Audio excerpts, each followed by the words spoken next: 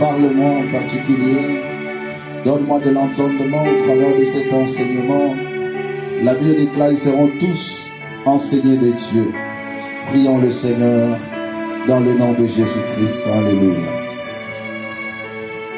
Élève ta voix et parle à ton Créateur.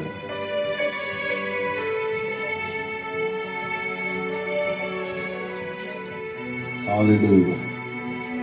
Dis à Dieu, dispose mon âme. Dis à Dieu, dispose mon cœur. Dis à Dieu, parle-moi, je suis là devant ta face. Dis à Dieu, je veux t'écouter. Dis à Dieu, dispose mon âme. Pendant le temps d'enseignement, il y a plusieurs personnes dont le diable peut volatiser mes pensées. Mais dis à Dieu, Seigneur, je veux que mes pensées soient connectées à toi. Je veux que mes pensées soient disposées devant ta face. Prions le Seigneur, alléluia. Oh Dieu, dispose mon cœur, dispose mes pensées. Afin que, étant aussi prédicateur et enseignant, je veux que moi-même aussi je puisse bénéficier de ce message éternel, Dieu. Bénis toute personne qui est ici. Donne de l'entendement à tes enfants. Restaure de cœur. Donne de l'intelligence, le savoir. Dans le nom de Jésus. Amen. Gloire au Seigneur. Est-ce qu'on peut acclamer pour Jésus-Christ de Nazareth?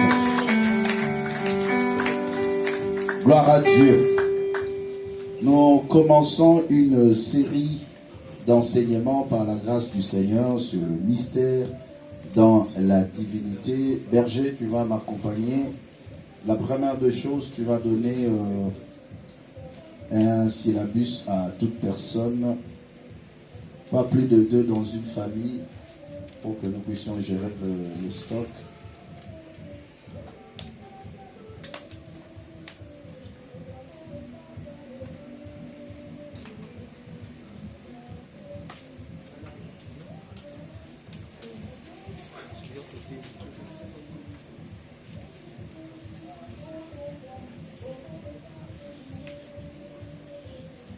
Le mystère dans la divinité. Je vais poser d'abord le fondement, comme vous savez que j'en ai l'habitude.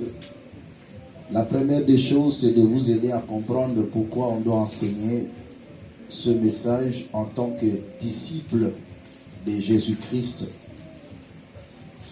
Vous devez savoir une chose, en tant que disciple, tu as tout ce dont tu dois comprendre, connaître sur le Seigneur Jésus-Christ. Ça, c'est la première des choses que nous allons retenir. Tu n'as pas donné ici. Non, je parle de syllabus.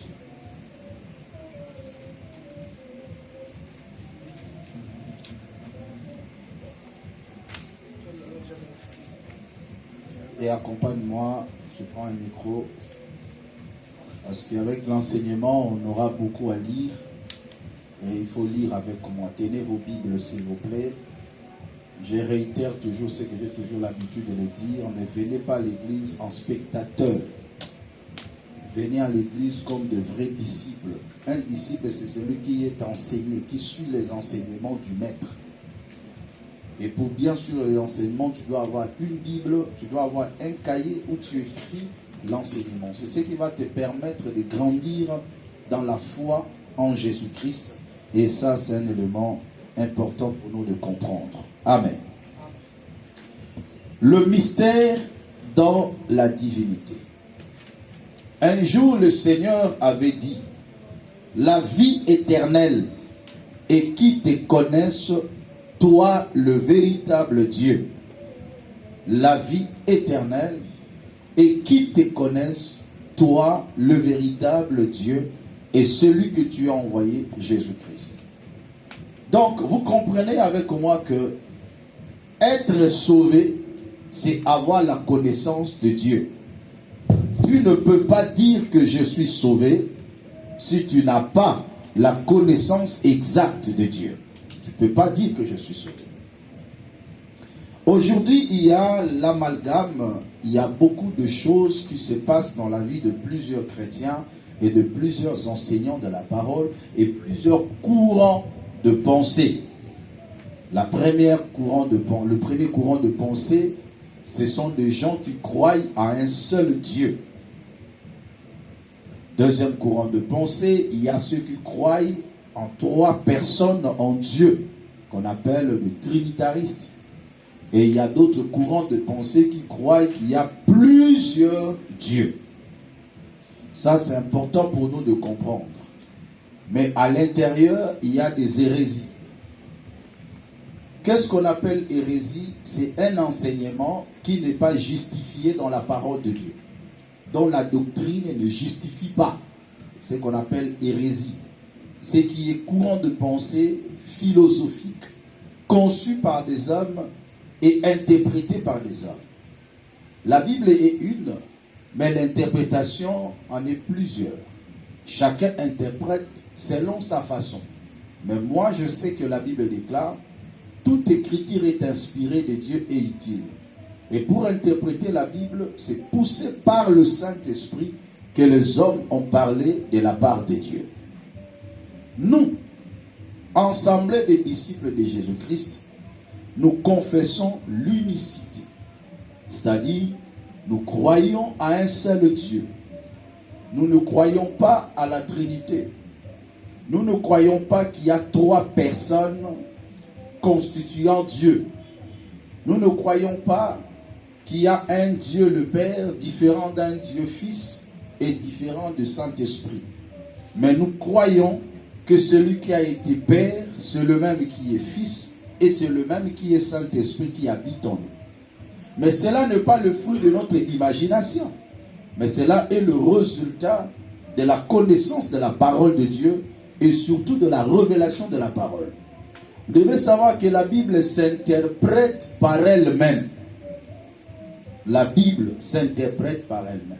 La Bible ne se contredit pas, mais s'interprète par elle-même. Donc pour dire que, pour qu'une personne puisse comprendre les Écritures, il doit comprendre la constitution et la manière d'interpréter la parole de Dieu. Avant de commencer toute chose, la Bible déclare à la loi et au témoignage. Si l'on ne prêche pas ainsi, il n'y aura point d'aurore pour le peuple. Donc si on ne prêche pas de la loi et au témoignage, la loi c'est quoi? C'est l'ancienne alliance, le témoignage c'est la nouvelle alliance. Et vous devez savoir, si l'on ne parle pas ainsi, le peuple de Dieu ne sera pas éclairé. Donc quand on dit il n'y aura pas d'aurore, il n'y aura pas le matin. Il n'y aura pas la lumière qui va éclairer les enfants de Dieu. Cela est dit dans Ésaïe 8, le verset 20. À la loi et au témoignage.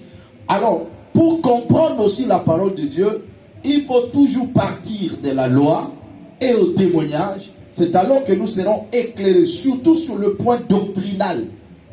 Sur le point doctrinal, nous devons toujours partir de l'ancienne alliance à la nouvelle alliance, comprendre comment Dieu s'est révélé dans le temps, comment Dieu a manifesté sa gloire et comment Dieu a agi avec des hommes. C'est par là que nous allons comprendre beaucoup de mystères. Alléluia.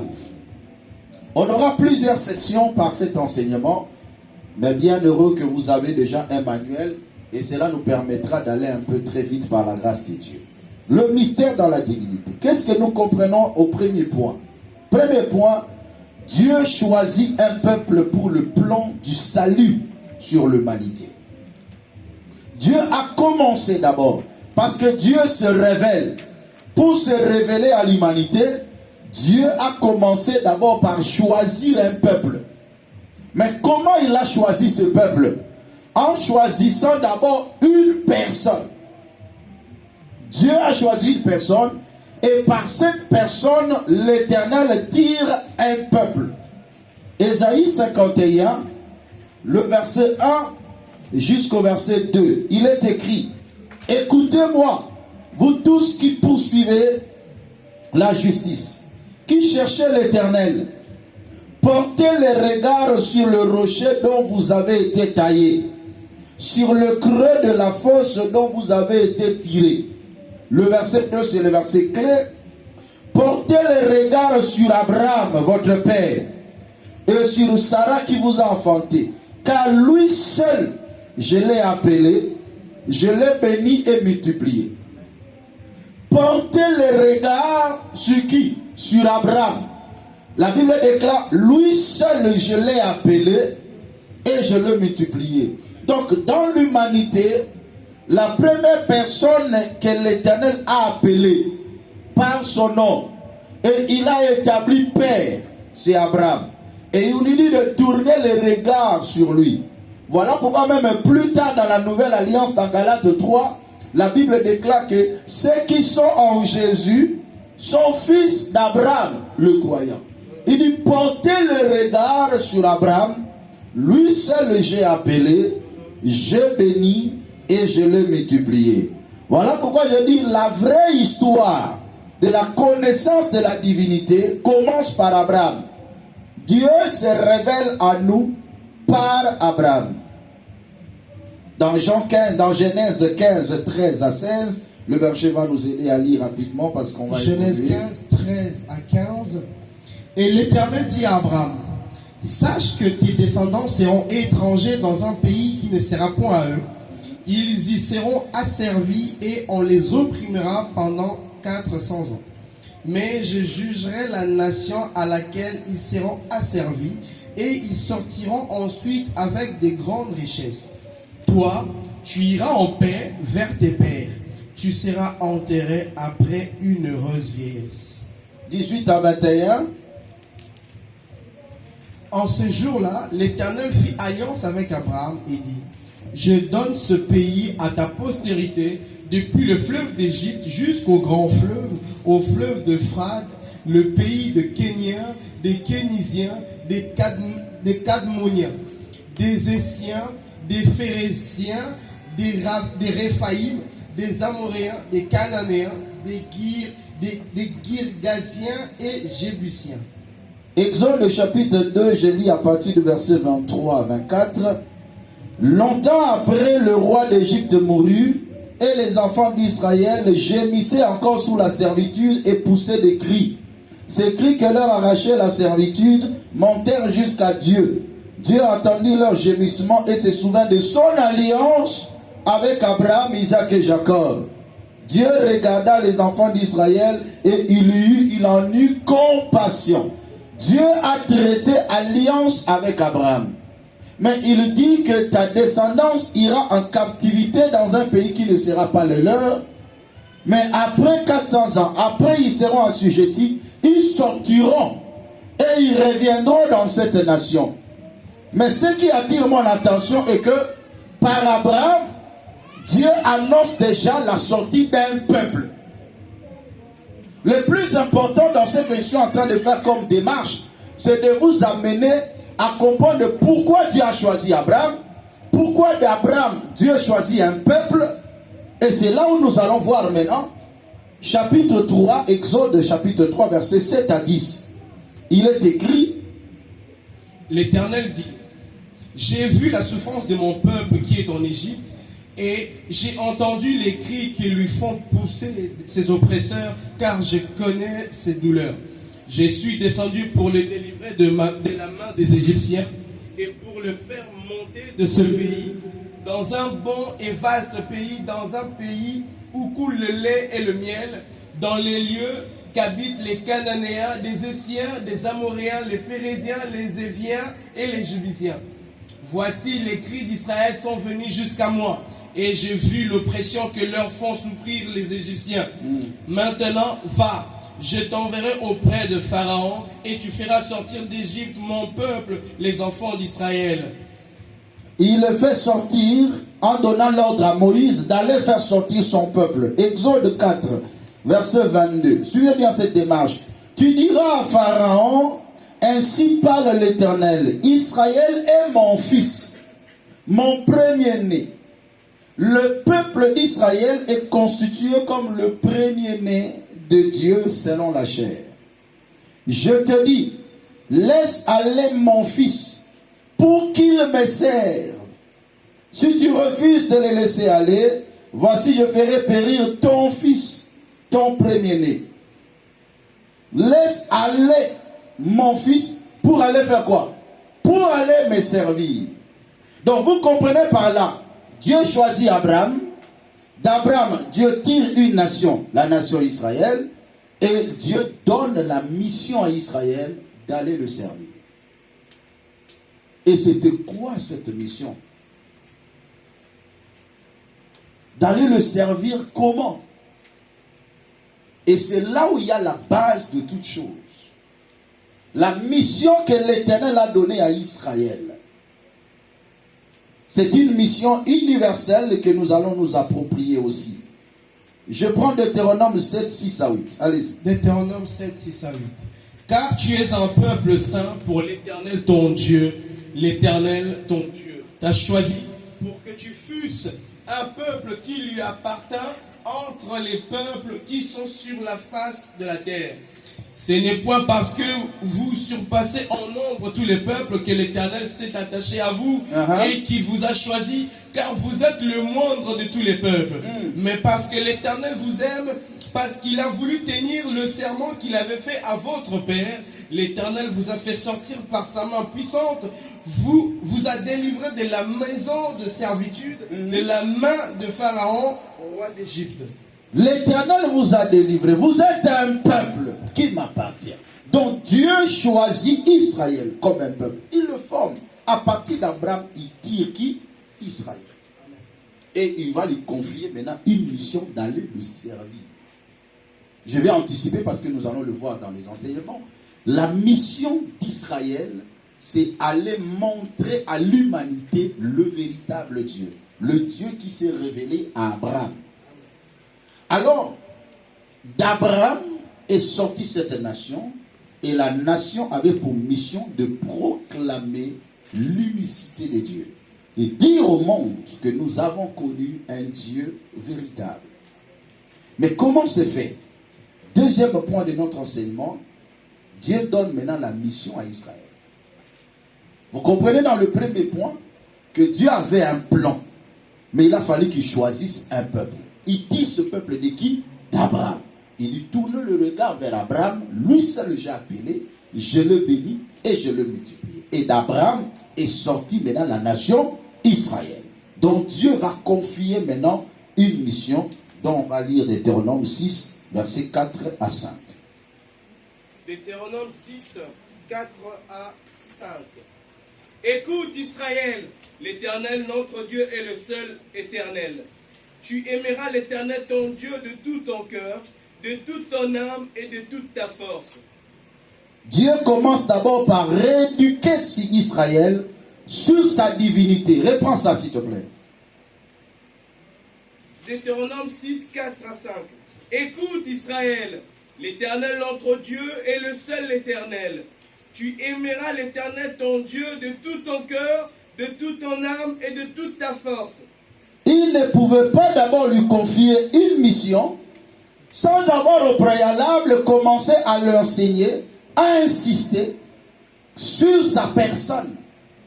Parce qu'une personne qui reçoit la mission d'aller servir Dieu doit connaître Dieu. Voilà pourquoi j'ai l'habitude de dire connaître Dieu pour mieux le servir.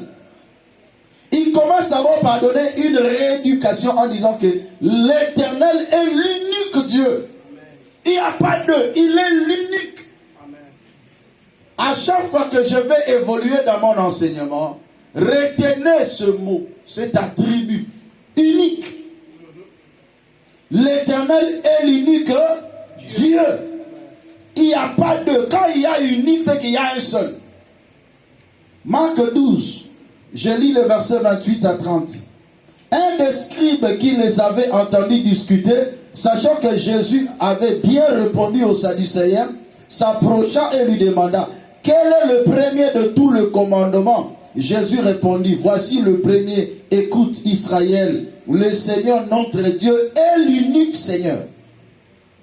Et tu aimeras le Seigneur ton Dieu de tout ton cœur, de toute ton âme, de toute ta pensée et de toute ta force. Il est l'unique Seigneur. Il n'y a pas de l'unique. Retenez ça. Que cela soit inculqué dans votre esprit. Parce que quand on va entrer en profondeur, ce sont des éléments qui vont nous aider à comprendre le mystère qui se cache dans la divinité. Ésaïe 43, verset 10 à 12. Lisez. Ésaïe 43, 10 à 12.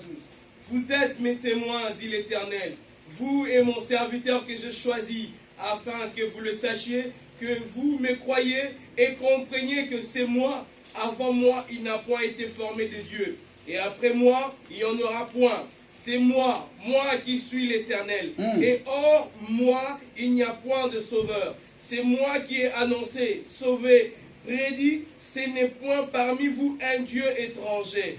Vous êtes mes témoins, dit l'Éternel, c'est moi qui suis Dieu. Ça j'aime. L'Éternel continue à insister. Il n'y a pas d'autre Dieu. Avant moi, il n'y avait pas d'autre Dieu. Après moi, il n'y aura pas d'autre Dieu. C'est moi qui ai prédit, c'est moi qui ai annoncé et c'est moi qui ai accompli.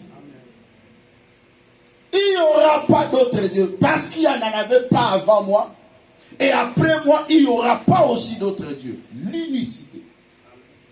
Dieu réédique son peuple sur sa divinité. Qu'il est le seul, qu'il est l'unique et hors de lui, il n'y a pas d'autre Dieu. Je lis Michée chapitre 4, verset 5. Il est écrit, tandis que les peuples marchent chacun au nom de son Dieu, nous marcherons, nous, au nom de l'Éternel notre Dieu, à toujours et à perpétuité, parole du Seigneur. Berger, tu lis Deutéronome 7, verset 9. Deutéronome 7, verset 9. Sache donc que c'est l'Éternel ton Dieu qui est Dieu. Ce Dieu fidèle garde son alliance et sa miséricorde jusqu'à la 1000e génération envers ceux qui l'aiment et qui observent ses commandements. Dieu continue toujours à insister. Et quand il insiste, c'est pour que Israël annonce à l'humanité qu'il n'y a qu'un seul Dieu. Et il est l'unique. Hors de lui, il n'y a pas d'autre Dieu. Donc Dieu a choisi Israël pour qu'il enseigne aux autres nations qu'il est le véritable Dieu. Il est Elohim et son nom. Et nous aussi, étant le peuple maintenant spirituel de Dieu, la postérité spirituelle d'Abraham, nous devons aussi témoigner ce Dieu unique. Galates 3, versets 6 à 9, je vais d'abord expliquer avant de lire. Dans le sein d'Abraham, il y a deux nations selon la révélation que l'Éternel a donnée à Abraham. Un jour, Dieu rencontre Abraham et lui dit, regarde les étoiles du ciel, est-ce que tu peux compter? Regarde le sable qui sont le long de la mer, est-ce que tu peux le compter? C'est ainsi que sera ta postérité, semblable aux étoiles du ciel et au sable de la mer. Par là déjà l'Éternel révélait les deux postérités que devait avoir Abraham. Donc du sein d'Abraham devait sortir deux nations. Un peuple qui serait semblable au sable de la mer, qu'on peut toucher, qu'on peut palper, c'est-à-dire une postérité physique, le peuple biologique d'Abraham, qui est représenté par Israël.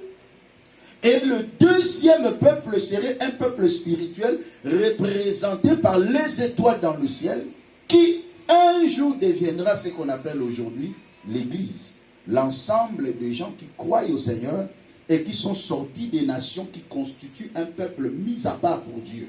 En accord avec Galates 6 à 9. Écoutez. Galates chapitre 3, le verset 6 à 9.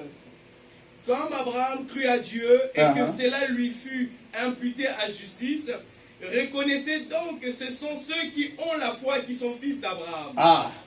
Aussi, l'Écriture, prévoyant que Dieu justifierait les païens par la foi, a d'avance annoncé cette bonne nouvelle à Abraham. Toutes les nations seront bénies en toi. Toutes les nations seront bénies en toi. Dieu avait déjà préfiguré cela. Continuez. Le verset 9. De sorte que ceux qui croient sont bénis avec Abraham le croyant. Ceux qui croient sont bénis avec Abraham le croyant. Ceux qui croient au Seigneur, ceux qui ont la foi en Jésus aujourd'hui, sont fils d'Abraham. Donc vous comprenez par là que Abraham n'avait pas seulement une postérité physique qui est constituée par Israël, il avait aussi une postérité spirituelle qui était cachée en lui, révélée par tous ceux qui devaient avoir la foi en Jésus-Christ et qui seraient appelés fils d'Abraham. Et c'est par là que nous comprenons que la mission qui est accordée à la postérité d'Abraham, ce n'est pas seulement à Israël de faire ce travail, mais nous aussi, ayant été reconnus de la postérité d'Abraham, nous avons ce travail à faire, à annoncer à l'humanité que le Dieu que nous prions est l'unique et il est le véritable Dieu. Parole du Seigneur. Amen. Voilà pourquoi j'ai conclu en disant, comme Israël charnel était choisi comme une nation pour témoigner un seul et véritable Dieu, et Israël spirituel que nous sommes a toujours la même mission durant cette période de la grâce où nous attendons le retour du Seigneur, de le proclamer en tant que seul et véritable Dieu. Amen. Comment maintenant il s'est révélé et comment il a fait ses aventures dans la divinité. Là maintenant je commence à vous introduire petit à petit dans des choses un peu plus sérieuses et plus compliquées. Et je demanderai votre attention soutenue pour une bonne compréhension parce que je vais simplifier les choses. On va lire ensemble avec vous 1 Timothée au chapitre 3, le verset 15 à 16. Allons-y. 1 Timothée chapitre 3, 15 à 16. Mais afin que tu saches, si je tarde, comment il faut se conduire dans la maison de Dieu, qui est l'église du Dieu vivant, la colonne et l'appui de la vérité.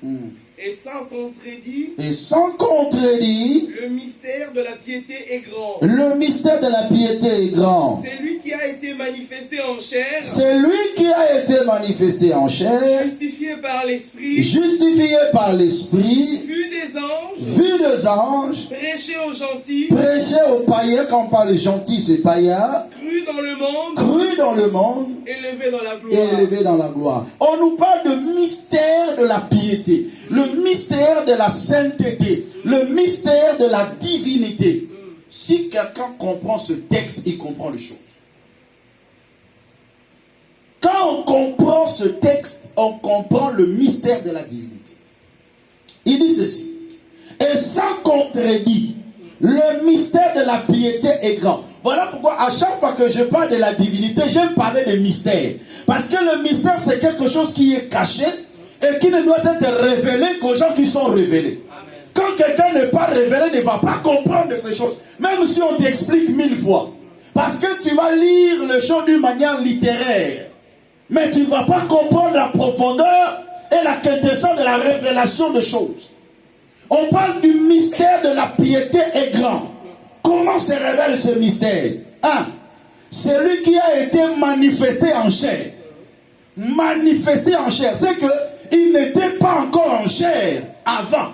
Mais il a été manifesté en chair. Est-ce que quelqu'un est en train de comprendre? Regardez-moi, suivez-moi bien. Acclamez d'abord pour Jésus.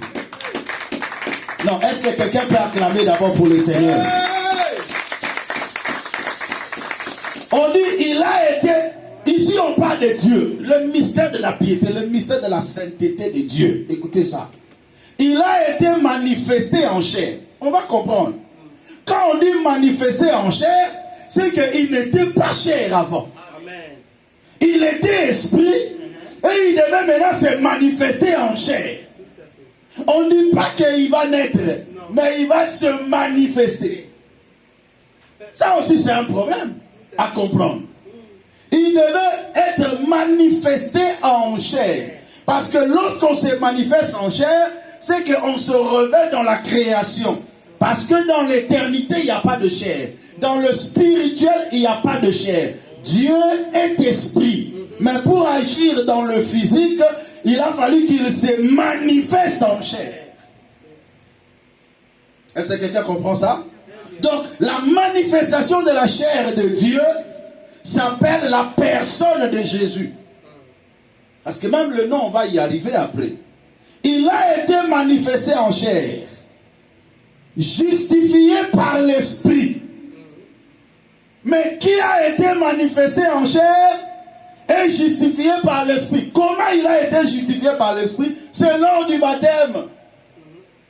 Lorsqu'on l'introduit dans les eaux de baptême et qu'il sortait, pendant qu'il priait, le ciel s'ouvrit et l'Esprit l'a justifié. Celui-ci est mon fils bien-aimé, écoutez-le. Il a été justifié par l'Esprit, vu des anges, qui lors de sa naissance ou lors de sa manifestation en chair, il a été vu des anges. Il a été, parce que le jour de sa naissance, la Bible déclare, les anges sont venus l'adorer. Avant même que les mages viennent l'adorer, les anges l'adorent. Vu des anges, prêcher aux païens, prêcher aux gentils. Aujourd'hui, nous prêchons Jésus-Christ. Et nous-mêmes, on nous a annoncé Jésus. Il a été cru dans le monde. Nous étions autrefois des païens, nous avions cru en lui.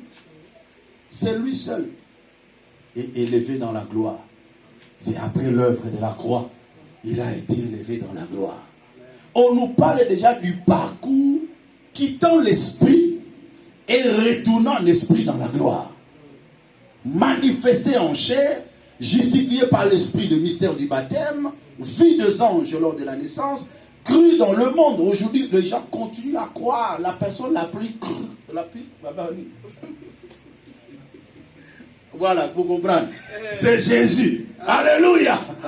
La personne qui est le plus crue dans le monde, c'est Jésus-Christ. Qui a été élevé dans la gloire après avoir accompli la mission, c'est qui? C'est Jésus. Aujourd'hui, le Messie est prêché dans l'humanité et nous rendons grâce à Dieu. Est-ce que quelqu'un peut acclamer pour le Seigneur? Ah, mais maintenant, les choses parfois essaient un peu de se compliquer. Mais qui est ce Jésus-là? Lisez-nous d'abord Ésaïe. Ésaïe 45, le verset 15. Mais tu es un Dieu qui te cache. Ah! Dieu d'Israël, sauveur. Qui est maintenant ce Dieu-là? Il dit, tu es un Dieu qui te cache. Dieu d'Israël, sauveur. Retenez ces mots. Parce que la Bible déjà nous avait dit depuis longtemps, il était un Dieu qui se cache. Quand quelqu'un se cache, c'est qu'il veut que ceux qui vont le découvrir puissent fournir un effort pour le découvrir. Si tu ne fournis pas d'effort, tu ne vas pas le découvrir. C'est là on appelle le mystère. Le mystère, c'est quelque chose qui est caché et qui ne doit être révélé qu'aux gens qui sont révélés. Voilà pourquoi j'anticipe. Un jour, le Seigneur a dit, nul ne connaît le Père si ce n'est le Fils, nul ne connaît le Fils si ce n'est le Père, et celui à qui le Fils veut le révéler. À qui le Fils veut le révéler. Donc, tous ceux qui doivent avoir la révélation de Jésus-Christ, ce sont des gens dont Dieu lui-même veut qu'ils puissent avoir cette révélation. Est-ce que quelqu'un est en train de me comprendre? Est-ce qu'on peut avancer maintenant? Alors, troisième question. Qui est le Messie? Ah! Qui est le Messie? Il y a eu 3 camps qui étaient incapables de répondre à la question de qui est le Messie. 3 camps incapables de répondre à cette question. Est-ce qu'on peut lire Matthieu 16? Matthieu chapitre 16, 13 à 17. Jésus, étant arrivé dans le territoire de Césarée de Philippe, demanda à ses disciples, qui dit-on que je suis, moi, le Fils de l'homme? Ils répondirent. Là, il commence avec qui? C'est quelle catégorie là? Quel camp? Ses disciples. Ses disciples, allez-y. Ils répondirent, les uns disent que tu es Jean-Baptiste, les autres Élie, les autres Jérémie ou l'un des prophètes. Et vous, leur dit-il, qui dites-vous que je suis? Simon-Pierre répondit, tu es le Christ, le Fils du Dieu vivant. Ah, verset 17, allez-y. Jésus, reprenant la parole, lui dit, tu es heureux, Simon, fils de Jonas, car ce ne sont pas la chair et le sang qui t'ont révélé cela, mais c'est mon Père qui est dans les cieux. Je lis Matthieu chapitre 22, verset 41-46. La Bible déclare, comme les pharisiens étaient assemblés, Jésus les interrogea en disant, que pensez-vous du Christ? De qui est-il fils? Il lui répondit, de David. Alléluia. Et Jésus leur dit, comment donc David, animé par l'Esprit, l'appelle-t-il Seigneur? Lorsqu'il dit, le Seigneur a dit à mon Seigneur, assis-toi à ma droite jusqu'à ce que je fasse de tes ennemis ton marchepied. Si donc David l'appelle Seigneur, comment est-il son fils? Nul ne put lui répondre un mot. Et depuis ce jour-là, personne n'osa lui proposer des questions. Parole du Seigneur. Amen. Acclamez pour Jésus.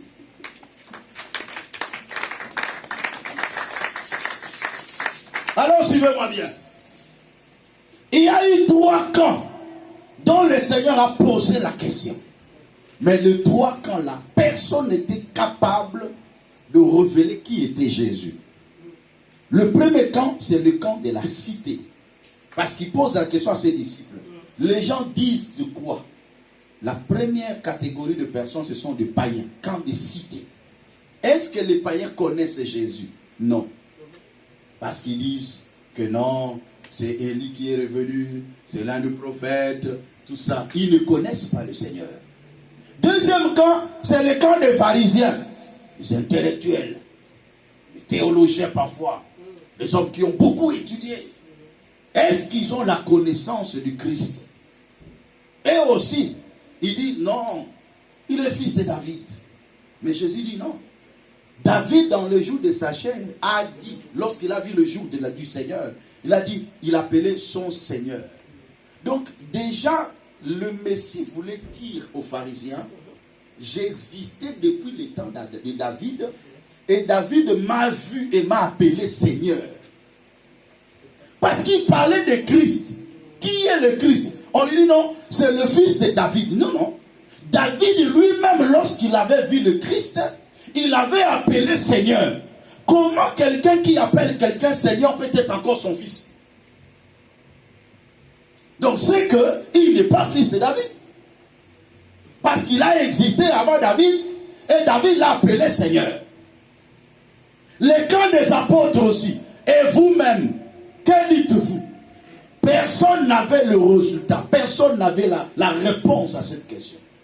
Jusqu'à ce que l'Esprit de Dieu a révélé à Pierre, où Pierre dit, tu es le Christ, le Fils de Dieu vivant. Le Seigneur lui dit, non, c'est pas toi, mais c'est mon Père qui t'a révélé cela. Donc pour dire que les humains eux-mêmes sont incapables de connaître qui est vraiment le vrai Dieu, qui est vraiment le Messie. Ils n'avaient pas cette connaissance. Alléluia. Si c'était le Père qui vient révéler au 3e camp, le camp des apôtres, les gens qui sont humbles, les gens qui croient au Seigneur, les gens qui se laissent être enseignés par Dieu, ce sont ceux-là que Dieu peut révéler le mystère en eux. Acclamez pour Jésus. Luc chapitre 10, verset 22. Luc 10, verset 22. Toutes choses m'ont été données par mon Père, et personne ne connaît qui est le Fils, si ce n'est le Père. Qui est dans le Père, ni qui est dans le Père, ni ce n'est le Fils, et celui à qui le Fils veut le révéler. C'est ce que j'avais décidé, je vais révéler plus tard là, avant plutôt. Personne ne peut connaître le Père si ce n'est le Fils. Je vous ai dit, à partir de ce temps ici maintenant, allez-y comprendre avec moi tout doucement, parce que nous allons maintenant à révéler le mystère dans la divinité. Lui-même, il applique le langage de Père, de Fils. Parce qu'on va y arriver dans ce langage-là. Il dit, personne ne connaît le Père si ce n'est le Fils. Ni le Fils si ce n'est le Père. Donc ça dit, le Père connaît le Fils aussi connaît le Père. Mais il dit, pour que quelqu'un connaisse l'un d'eux, il faut qu'eux-mêmes le révèlent. Celui à qui le Fils veut le révéler. Colossiens 2, 1, 3, il est écrit: je veux en effet que vous sachiez combien est grand le combat que je soutiens pour vous et pour ceux qui sont à Laodicée et pour tous ceux qui n'ont pas vu mon visage en la chair, afin qu'ils aient le cœur rempli de consolation, qu'ils soient unis dans la charité et enrichis d'une pleine intelligence pour connaître le mystère de Dieu, savoir Christ. Le mystère de Dieu, c'est qui? C'est Christ. Quelqu'un qui ne connaît pas Christ n'a pas connu le mystère de Dieu. C'est là où j'ai tiré mon enseignement. Le mystère de Dieu. Et j'en parlais en disant le mystère dans la divinité. Savoir Christ. Mystère dans lequel sont cachés tous les trésors de la sagesse et de la science. Quand quelqu'un arrive à maîtriser et à comprendre le mystère dans la divinité, il a la maîtrise de la science. Il a la maîtrise de la connaissance. Qui est le Père et qui est le Fils? Le mystère de Dieu, c'est que Christ est dans ce mystère et il y a aussi la science. Le Père connaît le Fils et le Fils connaît le Père. Le Fils révèle le Père et le Père révèle le Fils. Dans le verset que nous avions lu de Matthieu, nous avions constaté que c'est le Père qui révèle le Fils. Parce que quand le Fils pose la question, qui est le Messie? Qui est Christ? Qui avait révélé? C'est le Père qui a révélé. Donc il arrivera aussi un moment où le Fils va révéler le Père. Est-ce que quelqu'un va comprendre? Le Père révèle le Fils. Quand le Fils pose la question, c'est le Père qui a révélé. Et il y aura un temps aussi où le Fils aussi va révéler le Père. Et ainsi maintenant nous allons comprendre qui est le Fils et qui est le Père. Est-ce qu'on peut avancer? Alors c'est là où maintenant le Fils maintenant va révéler le Père dans Jean chapitre 10 à partir du premier verset. Jean 14, excusez-moi. Jean 14, du premier verset jusqu'au 10e verset. Je lis la parole. Amen. Que votre cœur ne se trouble point. Parce qu'il voulait leur parler des choses plus sérieuses et plus troublantes. Il commence d'abord à poser le fondement en disant que les choses que je vais dire ici, que votre cœur ne se trouble point. Donc soyez calme, maîtrisez-vous. Il y a des choses que vous allez écouter. Alors il commence. Croyez en Dieu et croyez en moi. Il commence d'abord à dire, croyez en Dieu et croyez aussi en moi. Parce que n'oubliez pas, je vous ai dit que l'Éternel est celui qui se cache. Vous devez le savoir. Ça ne doit pas quitter votre esprit. Il est celui qui se cache. Allez-y. Il y a plusieurs demeures dans la maison de mon Père. Si cela n'était pas, je l'aurais dit. Je vais vous préparer une place. Et lorsque je m'en serai allé, et que je vous aurai préparé une place, je reviendrai, et je vous prendrai avec moi, afin que là où je suis, vous y soyez aussi. Point. Suivez bien. Il y a plusieurs demeures dans la maison de mon Père. Ok? Si cela n'était pas, je ne vous aurais pas dit que je m'en vais vous préparer une place. Je reviendrai vous prendre, afin que là où je suis, vous y soyez aussi. Il le rassure d'abord, il pose le fondement. Mais il commençait à dire que c'était la maison de qui? De mon Père. Après il dit, quand je vais revenir vous prendre, là où moi je suis, vous y serez aussi. Continuez. Verset 4. Verset 4. Vous savez où je vais et vous en savez le chemin. Vous savez où je vais et vous en savez aussi le chemin. Ah, mais comment ça? Thomas lui répondit. Thomas lui dit, Seigneur, nous ne savons où tu vas. Nous savons où tu vas. Comment pouvons-nous en savoir le chemin? Comment pouvons-nous en savoir le chemin? Parce que tu t'es dit, tu vas au Père. Ah, nous ne connaissons pas ce Père.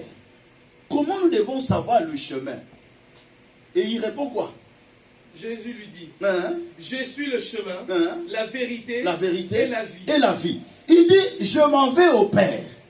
Vous connaissez le chemin. Et moi-même, je suis le chemin. Ah, mais il parle de lui-même. Je vais au Père. Vous connaissez là où je veux. Et vous connaissez aussi le chemin. Il dit, je suis moi-même le chemin. Le chemin qui amène au Père, c'est moi. Si aujourd'hui je te dis que je suis le chemin qui amène Arthur, c'est que Arthur c'est moi. Si moi je suis le chemin, c'est que Arthur c'est moi-même. Quand il commençait à dire cela, les disciples ne comprenaient pas toujours. Il enrichit encore en disant ceci. Nul ne vient au Père que par moi. Nul ne vient au Père que par moi. Donc celui qui veut arriver au Père, il doit venir que par moi. Donc par moi vous arrivez chez le Père. Par moi vous arrivez au Père. Continuez. Si vous me connaissiez, si vous me connaissez, soki boye bakangai, vous connaîtriez aussi mon Père. Bolingaki pe boye batata nanga. Je sais pourquoi j'interprète ça à lingala. Et dès maintenant, Pe sikoyo kaka. Vous le connaissez. Boye biye. Et vous l'avez vu. Pe bomoni. Il pose le fondement. Supposition. Mais avec de l'imparfait. Si vous connaissiez mon Père, hein? Si vous me connaissiez, vous connaîtriez aussi mon Père. Et dès maintenant, vous le connaissez. Dès maintenant, il connaît qui? Le Père. Le Père. Suivez bien, c'est la grammaire aussi ici. Si vous me connaissiez, vous connaîtriez aussi mon Père. Et dès maintenant, vous le connaissez. Il connaît qui? Le remplace qui? Le Père. Le Père. Et vous l'avez vu. Un apostrophe remplace qui? Le Père. Le Père. Soki boye bakangai, olinga ki pe boye batata na ngai. Mais sikoyo boye biye pe bomoni. Le Fils révèle le Père par lui-même. Est-ce que quelqu'un comprend? Le Fils révèle le Père par qui? Par lui-même. Soki boye bakatata na ngai, bolinga ki pe boye bangai. Donc, alinga la savanga ke boza abino na kata ignorance. Mais si on a fumuli bino miso, si ko bo monie, pe boye biye. Donc en réalité, le Père était l'Esprit. Si ko to monie neni. Donc to monie mutu azali boso na biso wana, c'est lui le Père. Et lequel ibam, Philippe Azuma. Philippe lui dit, Seigneur, montre-nous le Père et cela nous suffit. Montre-nous le Père et cela nous suffit. Parce que tu dis, parfois vous me connaîtrez, vous connaîtrez aussi mon Père, et dès maintenant vous le connaissez, vous l'avez vu, on ne comprend plus rien. Montre-nous le Père et cela nous suffit. Parce que le Père avait déjà révélé le Fils. C'est maintenant le tour du Fils de révéler le Père. Mais le Fils est en train de révéler le Père par lui-même.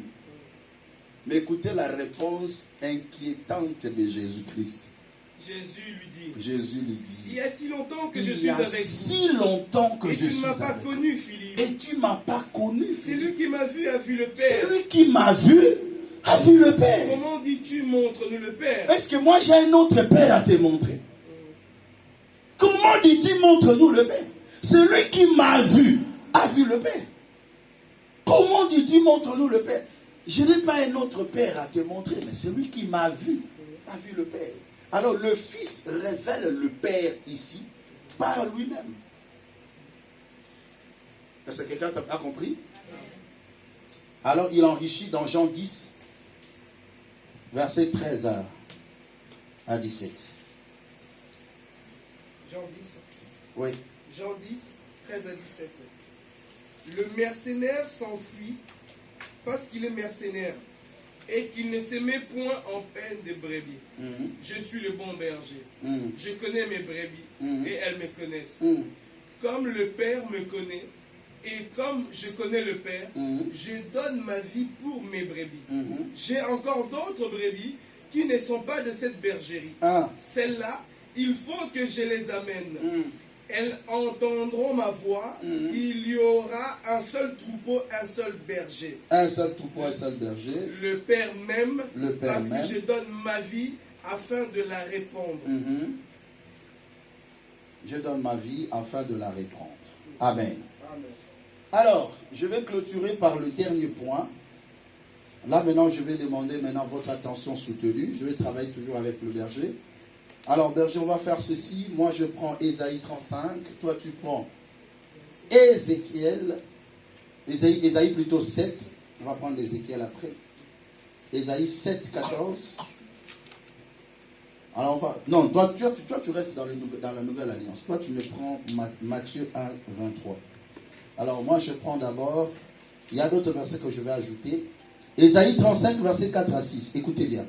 Ici, maintenant, on va révéler que le Père, c'est lui-même le Fils. La mission qui a été confiée par le Fils, c'était une mission que le Père lui-même devait accomplir. Mais étant spirituel, il ne pouvait pas accomplir une mission physique et il devait maintenant porter un corps afin d'accomplir une mission physique. Alléluia. Acclamez d'abord pour Jésus. Aidez-moi à donner le manuel pour ceux qui viennent d'arriver. Parce que j'aimerais qu'on parle le même langage. Avant d'aller dans cette dernière partie, pour aujourd'hui bien sûr, écoutez bien ce que je vais vous dire. Comment on conclut le mystère dans la divinité? Parce que le mystère dans la divinité, c'est comme on dit, trois personnes, entre guillemets, composant Dieu. Donc on a comme le Dieu le Père, Dieu le Fils, Dieu le Saint-Esprit. Mais en réalité, frères et sœurs, le même Dieu s'est révélé. On parle ici de la dispensation. On a la dispensation du Père, où Dieu se révèle comme le Créateur pour donner la vie à l'humanité. Il a créé l'humanité. Il a créé les hommes. Dans la deuxième dispensation, maintenant, c'est la dispensation du Fils. Donc, c'est-à-dire le Dieu qui a créé les hommes se sont méconduits. Le péché est entré. Mais l'Éternel a envoyé ses serviteurs pour ramener ce peuple sur le droit chemin. Ces serviteurs n'ont pas pu ramener son peuple sur le droit chemin. Ainsi, lui-même prend maintenant la décision de porter un corps pour aller chercher son peuple qui était dans l'égarement. Et en portant maintenant ce corps, c'est ce qu'on appelle maintenant fils. Un fils de Dieu, c'est quoi? C'est tout simplement un corps qui porte Dieu pour le salut de l'humanité.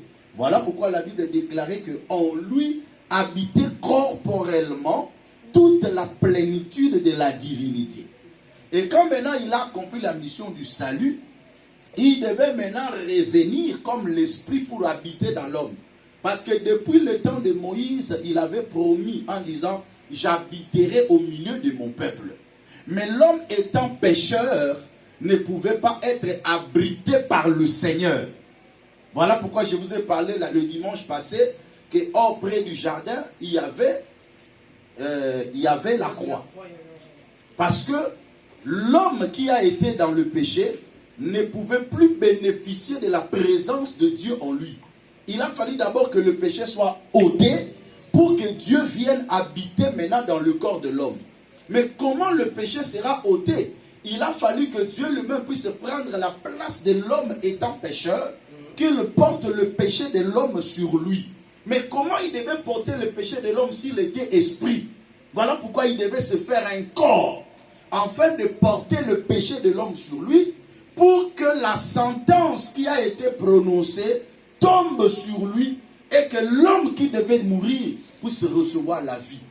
Ainsi maintenant, quand il a fini la mission du Fils comme sauveur, il devait maintenant accomplir la mission de l'Esprit afin de venir maintenant habiter dans l'homme. Parce que l'homme n'ayant plus le péché en lui, il était maintenant accessible pour que Dieu vienne habiter en lui. Est-ce que quelqu'un comprend? Voilà pourquoi même Marie, étant aussi une femme pécheresse, mais elle a trouvé grâce devant Dieu. Alléluia. La grâce veut dire on efface le péché. Marie a trouvé grâce. Donc on a enlevé ce péché pour que l'ombre seulement de l'esprit habite en elle.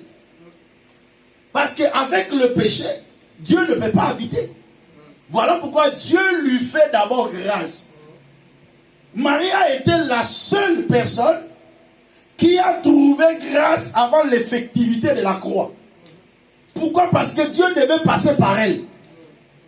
Ceux péchés ont été pardonnés avant l'effectivité de la croix parce que Dieu devait passer par elle.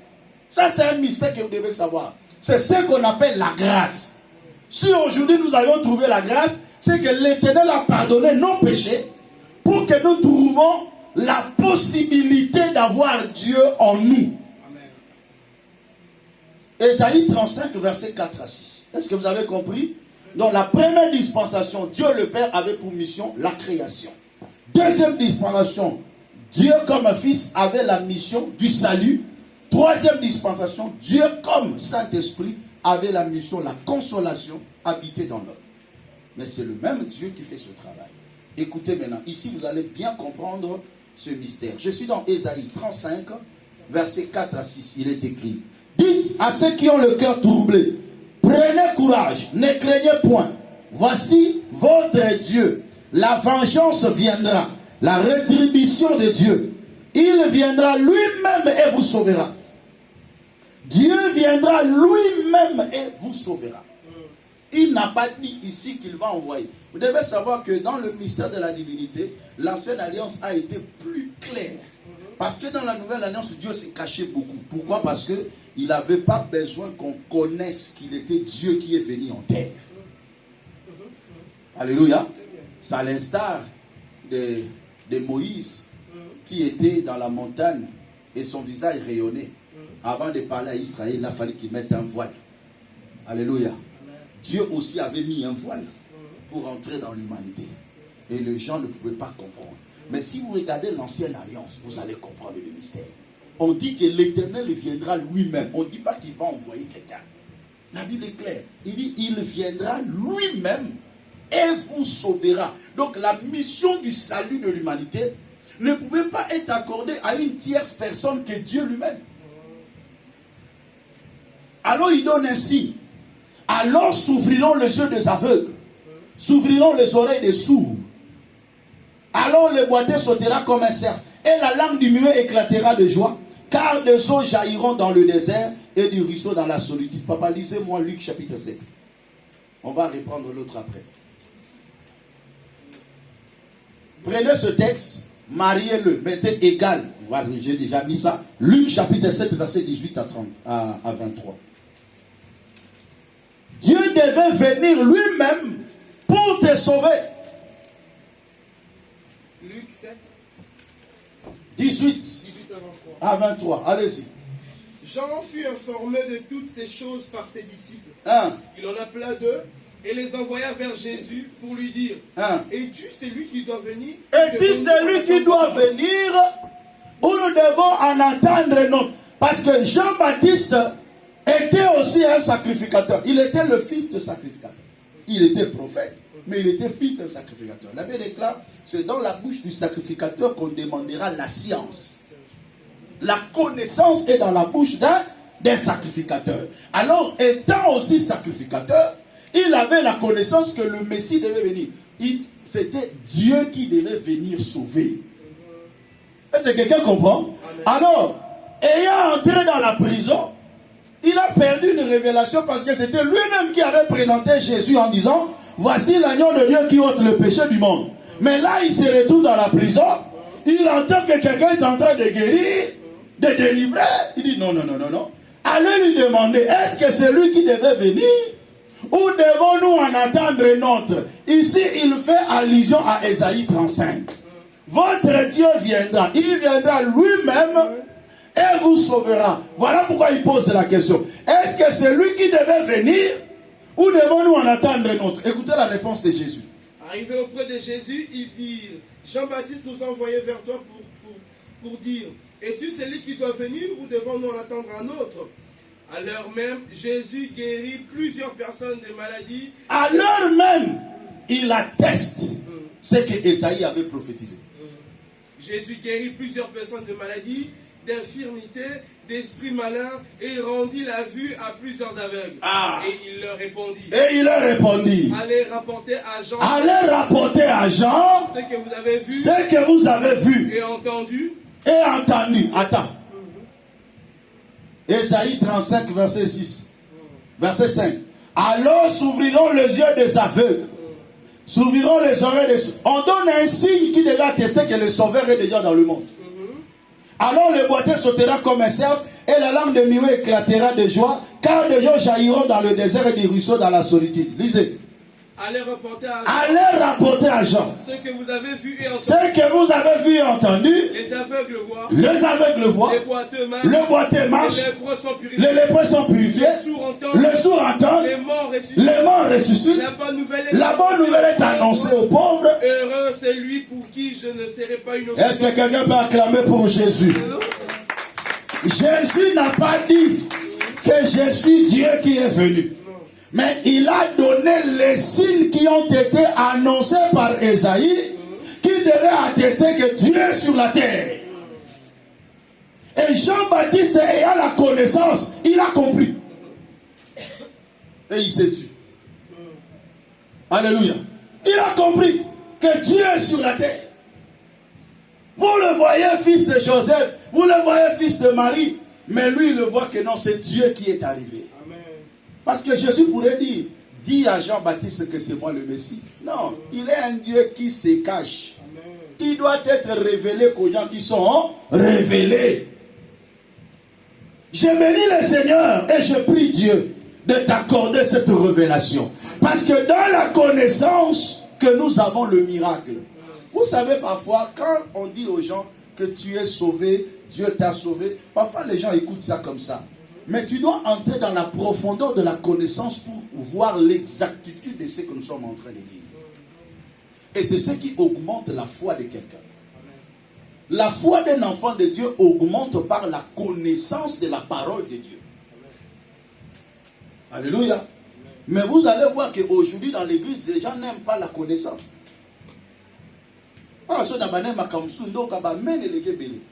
Mais quand on parle de connaissance, on a Alléluia. Vous devez être enseigné suffisamment de la parole de Dieu. Alléluia. Amen. Il n'y a pas de souci. Même l'apôtre Paul, quand il prêchait un jour, pendant toute la nuit, il parlait. Quelqu'un est tombé, il dormait. Il tomba et mourut. On l'a ressuscité. Alléluia. Donc, vous comprenez par là déjà que le Seigneur lui-même avait dit que je viendrai et je ferai quoi? Je veux vous sauver. Et on a attesté cela. Alors je prends encore, peut-être le texte n'est pas ici, mais je veux renchérir cela. On va prendre Ézéchiel. Ézéchiel 34. Prenez vers le verset 16 comme ça, à partir du 15. Si j'ai une bonne mémoire. Ce sont des versets que j'aime beaucoup. Ézéchiel 34. Voilà, verset 15 à 16. Ézéchiel 34. 15 à 16. Allez-y. C'est moi qui ferai paître mes brebis. C'est moi qui ferai paître mes brebis. C'est moi qui les ferai reposer. C'est moi qui les ferai reposer. Dit le Seigneur l'Éternel. Dit le Seigneur l'Éternel. Je chercherai celle qui était perdue. Qui va chercher celle qui est perdue? L'Éternel. Répondez-moi s'il vous plaît. Qui va chercher celle qui est perdue? Donc la mission de chercher la brebis perdue est assignée par Dieu lui-même. Est-ce que vous comprenez ça? Je chercherai la brebis perdue. Luc chapitre 19, le verset 10. Luc 19, verset 10. On va marier les deux versets. Quand je te donne Ézéchiel comme ça, tu mets à côté égal. Luc 19, 10. Luc 19, 10. Qu'est-ce que l'abbé déclare? Car le Fils de l'homme est venu. Car le Fils de l'homme est venu. Chercher et sauver ce qui était perdu. Chercher et sauver ce qui était perdu. Or que la mission de chercher et de sauver était assignée au Père. Est-ce que quelqu'un comprend bien? Dans Ésaïe 35, on dit, je viendrai moi-même et je vous sauverai. Dans Ézéchiel 34, 16, il dit, moi-même je chercherai la brebis perdue. Et cette mission est accomplie par lui-même parce qu'il porte un corps maintenant. Donc vous comprenez que dans l'ancienne alliance, il ne parle même pas que je veux envoyer. Non. Il dit, moi-même je chercherai la brebis perdue. Moi-même, je ramènerai les égarés, je penserai le blessé, je fortifierai le malade. Et lui-même, il vient le confirmer ici dans Luc 19, 10, car le Fils de l'homme est venu chercher et sauver. Donc vous comprenez par là que c'est le même Dieu qui porte un corps pour accomplir maintenant une mission qui s'était assignée. Est-ce que quelqu'un est en train de comprendre ça? Je suis à la fin. Là, c'était la première partie. Mais on va lire Ésaïe.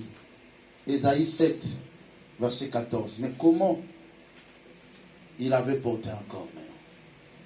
Ésaïe 7, verset 14. Ce sont des aventures dans la divinité que les enfants de Dieu doivent comprendre pour augmenter leur connaissance de l'Éternel. Allez-y. Ésaïe 7, 14. C'est pourquoi le Seigneur lui-même vous donnera un signe. Voici, la jeune fille deviendra enceinte, elle enfantera un fils. Parfois quand on lit, quand on lit, il faut prêter attention. L'Éternel fera quoi? Vous donnera un signe. Quel serait ce signe? Voici, la jeune fille deviendra enceinte. La jeune fille deviendra enceinte. Donc, la jeune fille devient enceinte, c'était un signe.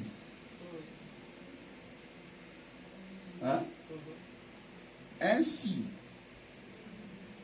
On va essayer un peu de comprendre.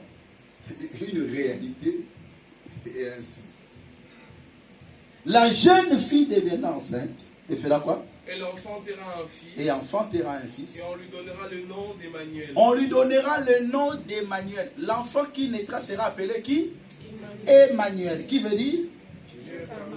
Dieu parmi les hommes. Il vous donne un signe. Lorsque vous verrez la Vierge être enceinte, pas avec un homme, la Vierge est enceinte. Comment ça? Ça ne s'explique pas. Même lui-même n'a pas compris. Mais comme elle a trouvé grâce, elle a gardé beaucoup de secrets. Marie a gardé beaucoup de secrets. Elle ne pouvait jamais aussi révéler. C'est un mystère. Parce qu'elle-même avait compris ça selon l'homme. Elle a dit à l'ange, comment je vais reconnaître cela parce que je n'ai point d'homme? Je sais qu'on ne peut pas être enceinte sans un homme. On lui explique maintenant. Ce n'est pas la grossesse dont tu es en train de penser là. Mais l'esprit te couvrira de son ombre. Donc en réalité, vous voyez Marie en train de porter une grossesse. Mais Marie lui-même, elle-même sait que c'est une ombre que je porte ici. Alléluia. Tu sais pourquoi? Parce qu'il y a un mystère. Il y a un mystère dans Job 14. Prends ça un peu. Job 14. Est-ce que vous êtes avec moi? Vous êtes déjà perdu. On est ensemble. J'évolue très bien, je sais que vous comprenez. Et c'est comme ça qu'on grandit dans la connaissance des Écritures. Job 14. Prends-moi. Prenez un peu le verset 4. Qu'est-ce que la Bible déclare? Comment d'un être souillé sortira-t-il un homme pur? Il n'en peut sortir aucun. Comment d'un être souillé sortira un être pur? La Bible conclut en disant, il n'en peut sortir aucun. Marie avant était impure. Je vous ai dit qu'elle a trouvé grâce. Donc, Marie étant impure, ne pouvait jamais porter un être pur. Est-ce que quelqu'un comprend? Parce que c'est ça ce que Job dit. Comment d'un être souillé sortira un homme pur? Il n'en peut sortir aucun. Donc, l'être souillé ne peut pas faire sortir un homme impur. Voilà pourquoi il a fallu que l'homme pur puisse couvrir un être souillé, parce que c'est ça la grâce, et qu'un homme pur sort de lui. Voilà pourquoi plus loin nous allons voir dans Hébreu, on ne parlera pas de la naissance, mais on parlera de l'introduction. Lorsqu'il introduit dans le monde le premier-né, que tous les gens l'adorent, là on ne parle plus de la naissance. Dans la révélation, on ne parle pas de la naissance de Jésus. D'une manière littérale, pour ceux qui ne sont pas encore plus mûrs en esprit, on parle de la naissance de Jésus. Voilà pourquoi les gens disent, ah, non, Jésus-Christ était le fils de Marie, le fils de Joseph, tout ça. Ça, c'est la connaissance physique. Mais ceux qui sont révélés ne parlera plus de la naissance, mais parlera de l'introduction. Alléluia. Je crois que c'est dans Hébreu 7, si je ne me trompe pas. Je veux revenir avec force et détail. Voilà pourquoi dans la Révélation, en accord avec Ésaïe 9,5, il dit, un enfant nous est né et un fils nous est donné. Donc il y a la dimension des gens qui voient d'abord Jésus comme un enfant qui nous est né. Mais nous entrons dans la révélation d'un fils qui nous est donné. Donc ça dit un Dieu qui porte un corps afin d'accomplir la mission du salut. Je vais lire ce dernier verset. Je crois que c'est Hébreu 7 si je ne me trompe pas. Je vais vous montrer seulement cette partie. Que le Seigneur me donne la grâce d'avoir ce verset. Non, je crois que c'est chapitre 1. Voilà, chapitre 1. Verset 5. Mais le verset clé, c'est le verset 6. Écoutez. Hébreu chapitre 1er, à partir de 5e verset. Car auquel des anges Dieu a-t-il jamais dit, tu es mon fils, je t'ai engendré aujourd'hui. Et encore, je serai pour lui un père, et il sera pour moi un fils. Et lorsqu'il introduit de nouveau dans le monde le premier-né, il dit que tous les anges de Dieu l'adorent. De plus, il dit des anges. C'est lui qui fait des anges devant et de ses serviteurs ces flammes de feu.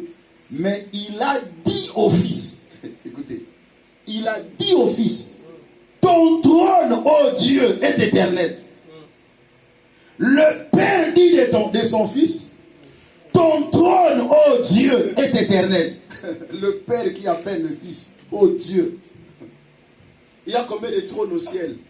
Il n'y a pas de trône. Il n'y a qu'un seul trône. Le Père dit, il dit de Fils, ton trône, ô Dieu, est éternel. Le sceptre de ton règne est un sceptre d'équité. Tu as aimé la justice et tu as haï l'iniquité. C'est pourquoi, ô Dieu, ton Dieu t'a oint d'une huile de joie au-dessus de tes égaux. Et encore, toi, Seigneur, tu as au commencement fondé la terre. Le Père dit de Fils, tu as au commencement fondé la terre. Qui a fondé la terre? Alléluia. Et les cieux sont l'ouvrage de tes mains. Ils périront, mais tu subsisteras. Ou tu subsistes. Ils vieilliront tous comme un vêtement. Tu le rouleras comme un manteau. Et ils seront changés. Mais toi, tu restes le même. Et des années ne finiront point. Et auquel des anges a-t-il jamais dit, assis-toi à ma droite jusqu'à ce que je fasse de tes ennemis ton marchepied. À suivre. Qu'est-ce que je vais dire pour conclure? Le mystère de la piété est grand. Le mystère de la divinité est grand. Dans le mystère de la divinité, lorsque nous comprenons les enjeux et le travail du Seigneur, nous saurons comment nous positionner en tant qu'enfants de Dieu. Dans le temps où nous sommes à la dispensation du Saint-Esprit. Alors la dispensation du Saint-Esprit, c'est Dieu maintenant qui vient habiter dans l'homme afin de marcher avec l'homme. La Bible dit que le Dieu créateur du ciel et de la terre ne marche plus, ou soit n'habite plus dans le temple fait des mains d'hommes, mais il habite maintenant en nous. Donc je suis une habitation de Dieu en esprit. Je ne suis pas n'importe qui. La maladie ne peut pas cohabiter avec moi. La pauvreté ne peut pas cohabiter avec moi. Le chômage ne peut pas cohabiter avec moi. Les œuvres du diable ne peuvent pas cohabiter avec moi. Ça, c'est ce que je dois comprendre et je dois comprendre plutôt. Donc, le même Dieu qui a créé, le même Dieu qui est venu me sauver du péché, c'est le même Dieu qui vit maintenant en moi. Donc, lorsque je prie et je déclare quelque chose, je sais en qui j'ai cru. Et je sais que ce Dieu-là habite en moi. Donc, je ne suis pas n'importe qui. Ainsi, cela me poussera aussi à comprendre. Dieu a donné sa vie, sa divinité en jeu pour porter un corps afin de me sauver. Et parce que je suis sauvé, je ne suis plus pécheur. Mais je maintenant l'accessibilité pour que Dieu habite en moi. Parce que Dieu ne peut pas habiter en moi s'il y a le péché en moi. Ainsi, ça te poussera de marcher dans la sainteté, de marcher dans la crainte de Dieu. Parce que tu te dis, je porte Dieu en moi. L'Esprit de Dieu n'est pas autre que Dieu lui-même. Voilà pourquoi le Seigneur, lorsqu'il était encore avec ses disciples, il leur parlait de l'Esprit. Un jour, il leur dit, l'Esprit que je vous enverrai, vous le connaissez, parce qu'il est avec vous et il sera en vous. Donc, il parlait de lui-même toujours. L'Esprit que je vais envoyer, il est avec vous et il sera en vous. Mais pourquoi maintenant il n'est pas encore en vous? Parce que le péché originel n'est pas encore ôté. Il faut que le péché soit ôté pour que l'humanité soit accessible à être abritée par l'Esprit de Dieu. Voilà pourquoi vous allez constater, depuis l'ancienne alliance, quand l'Esprit venait, l'Esprit n'habitait pas dans l'homme. L'Esprit venait sur l'homme, exécuter un travail et retourner. Mais actuellement, l'Esprit vit en nous d'une manière permanente. Pourquoi? Parce que le péché a été ôté. Est-ce que quelqu'un est en train de comprendre ça? Donc aujourd'hui, tu es heureux. Et tu dois avoir cette connaissance en toi. Que tu as le Saint-Esprit en toi. L'Esprit de Dieu vit en toi. Et marche tête haute. Sanctifie-toi tout le jour. Parce que tu te dis, je ne peux pas perdre la divinité de Dieu en moi. J'ai Dieu qui habite en moi. Alors je dois marcher dans la crainte de Dieu. Je dois marcher dans l'obéissance à la parole du Seigneur. Pour que je ne puisse pas perdre cette grâce. Je vous assure, c'est une grâce que nous avons reçue de la part du Seigneur, d'être l'habitation de Dieu en esprit. Que le Seigneur vous bénisse et que Dieu bénisse sa parole.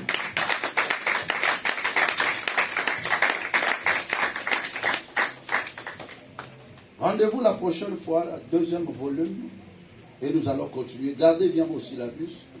L'enseignement va continuer par la grâce du Seigneur, et le Seigneur va nous bénir. Baissons nos têtes, nous allons prier. Chacun de nous va dire à Dieu, Seigneur, j'ai besoin que tu m'aides encore à comprendre et à réaliser que tel que je suis là, je suis l'habitation de Dieu en esprit. Où est-ce que tu amènes ton corps? Comment tu traites ta vie? Comment tu te diriges? Dis à Dieu, j'ai besoin de toi. J'ai besoin que tu me soutiennes par ta grâce. Aide-moi encore à comprendre cet enseignement qui me poussera dans la maturité de l'esprit. Prions le Seigneur au nom de Jésus. Alléluia. Il naquit au premier siècle. Il s'appelait Marie. Son langage était tout blanc, car il parle toujours d'amour. Et Henri comme Annie, le pauvre pécheur de Galilée, il le suivit jusqu'au pied de la croix. Oh, quel immense amour!